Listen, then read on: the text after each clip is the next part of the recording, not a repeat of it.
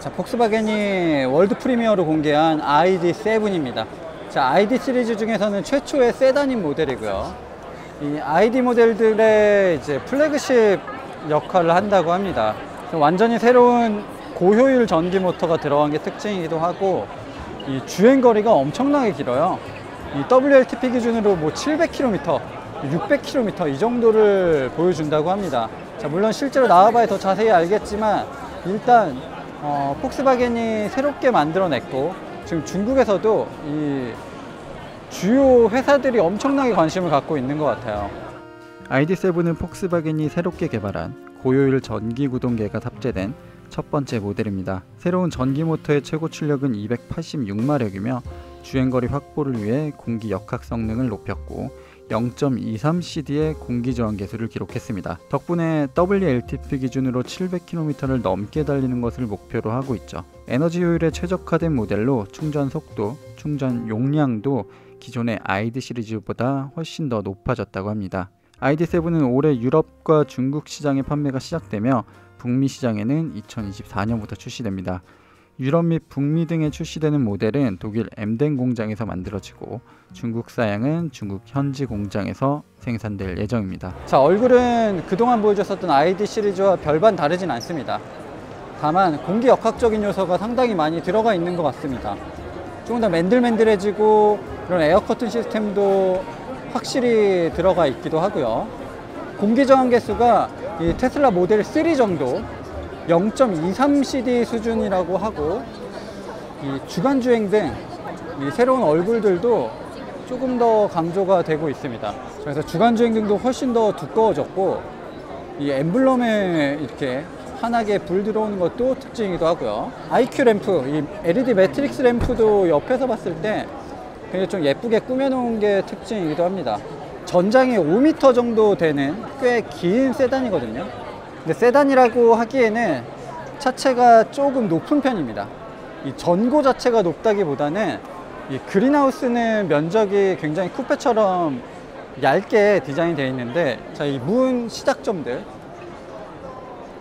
이런 부분은 상당히 면적이 큰 편이에요. 지상고도 꽤 높고 이 바닥면도 어쨌든 배터리가 들어가기 때문에 높이가 어느 정도는 있습니다. 내연기관 세단보다는 확실히 조금 높이가 있어요. 트렁크는 패스트백 방식으로 열리게 되고요. 마치 아테온을 보는 듯한 느낌도 드는데, 일단 공간이 꽤 넓습니다. 이 ID.7 MB 플랫폼 자체도 이제 후륜 구동 기반이거든요. 뒤쪽에도 전기 모터가 들어가는데 트렁크를 굉장히 잘 뽑아 놓은 느낌이 들고요. 트렁크 공간은 이 차가 세단임에도 거의 뭐 SUV 수준으로 꽤나 넓게 만들어 놓은 것 같아요. 그리고 이 필러 부분, 이게 지금 A 필러에서부터 쭉 이어지는데, 이 부분도 이렇게 바디 컬러 그리고 천정 컬러와 다른 은색 컬러를 사용한 게 특징이기도 합니다. 근데 이렇게 좀 나눠 놓은 건 좀 아쉽죠. 이거 그냥 하나로 쫙 이어놨으면 더 좋았을 텐데 끊어지는 부분이 있어서 이거는 조금 아쉽습니다. 자, 디스플레이도 굉장히 커졌습니다. 실내 디스플레이가 15인치짜리가 들어갔고 약간 운전석 쪽으로 꺾여져 있어요. 그리고 운전자를 위한 저런 보조 디스플레이까지도 간단하게 마련이 되어 있습니다. 실내 디자인은 테슬라를 보는 듯한 느낌도 드는데, 일단 어쨌든 굉장히 디지털적인 요소가 많이 가미가 되면서 깔끔해지고 수납 공간 그리고 여러 공간 활용에서 이점을 보여주는 것 같네요. 자, 뒷모습도 이 아이디들의 디자인을 따라가고는 있지만 조금 더 특별하게 꾸며놓은 부분들이 있고, 마치 OLED판처럼 이 ID.4에서 보여줬었던 입체적인 램프까지도 적용이 되어 있습니다. 그리고 이게 세단이라고는 하지만 결과적으로 벨트 라인 높이가 굉장히 높은 편이에요. 그래서 차가 꽤 커 보일 것 같습니다. 기아 EV6 같은 경우도 SUV라고 얘기는 안 하지만 SUV 정도의 높이를 가지고 있잖아요. 이 차도 세단임에도 꽤나 이 벨트 라인이 높아서 덩치가 크게 느껴질 것 같고, 와, 뒷좌석 공간 제가 뭐 타보진 않았지만 공간이 엄청나게 넓습니다.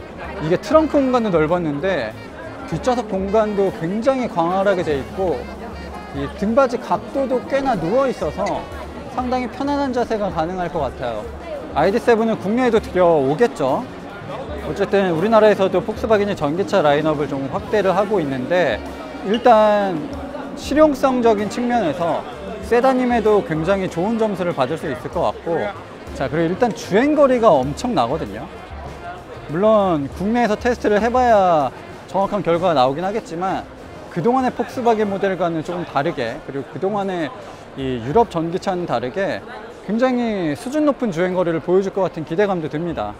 그리고 이렇게 좀 떨어져서 보니까 그린하우스 이 부분이 굉장히 독특해요. 마치 쿠페처럼 뒤까지 길게 이어져 있는 느낌이고, 이 캐릭터 라인 같은 경우, 그리고 윈도우 라인 같은 경우도 보통 일직선으로 디자인하는 경우가 많은데 살짝 물결 치듯이 끝부분에 가서 올라오는 게 특징이기도 합니다. 이게 옆모습이 상당히 매력적입니다. 그러니까 이게 사실 눈속임이거든요. 자동차가 조금 뚱뚱한 느낌, 두터운 느낌이 드는데, 그린하우스를 상당히 날렵하고 얇게 처리하면서 자동차가 훨씬 더 늘씬하게 보이고 길게 보이는 효과를 가져다 주고 있네요. 자, 우리나라에는 없고 중국에 판매되고 있는 독특한 ID 모델들도 있고, 또 다른 SUV 모델들도 있거든요. 일단 이 ID.6 크로스, 자, 이런 모델들이 이 초록색 번호판이잖아요. 중국에서는 이 초록색이 친환경 차들이 초록색 번호판을 사용합니다.